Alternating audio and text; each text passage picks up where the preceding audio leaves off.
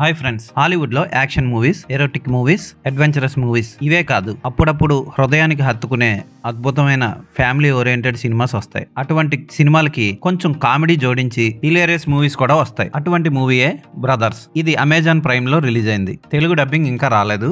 ఈ సినిమా ఎలా ఉందో ఇప్పుడు చూద్దాం. మోక్, జేడి ఇద్దరు కవల పిల్లలు. కాకపోతే మోక్ పొడుగ్గా పుడతాడు, జేడి మరుగుజ్జులో పొట్టిగా ఉంటాడు. వాళ్ళ అమ్మ ఒక గజ దొంగ. ఆమె వజ్రాలు కాజేసి ఆమె బాయ్ ఫ్రెండ్ తో పారిపోతుంది. తల్లి బాటలోనే మోక్, జేడి కూడా దొంగల్లా మారతారు. అయితే ఓ దోపిడీ జరుగుతున్నప్పుడు జేడి దొరికిపోయి జైలు పాలవుతాడు.